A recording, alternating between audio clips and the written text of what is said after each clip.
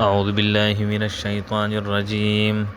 بسم الله الرحمن الرحيم. الف لام میم. الله پویږي په معنا د دې حروفو. ذالک الکتاب، دا کامل کتاب چې دی لا ریب فیه، هیڅ شک نشته په دې کې.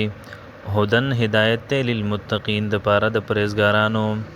الذین، دوی هغه کسان دي، یؤمنون بالغیب چې دی ایمان راوړي په غیب باندې، و یقیمون الصلاة، او پابندي کوي د منځ، و مما رزقناهم، او د غیمان چې موږ دی له ورکړی دی، ينفقون، خرج کوي د الله په لار کې. والذین، او هغه کسان، یؤمنون چې ایمان راوړي، بما په هغه څه، انزل چې را لېږلی شوي دي، الیک تا ته، وما انزل، او په هغه څه چې را لېږلی شوي من قبلک مخکې ستانه، وبالآخرة، او په ورځ د آخرت باندې، هم یوقنون، دی یقین ساتي. اولئک، دغه صفتونو والا چې دی، علی هدن، دی په کامل هدایت دی، من ربهم، د دوی د رب د طرف نه، و اولئک، او دغه کسان، هم المفلحون، هم دی کامیاب.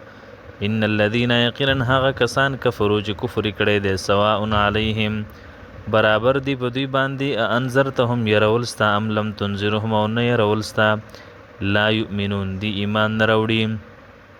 ختم الله، مهر لګولې دی الله، علی قلوبهم، پزلونو د دوی، وعلى سمعهم، او بغوګونو د دوی، وعلى ابصارهم، او پسترګو د دوی، غشاوتون پر دی دي، ولهم عذاب عظیم، او دوی د پر عذاب لوی دی.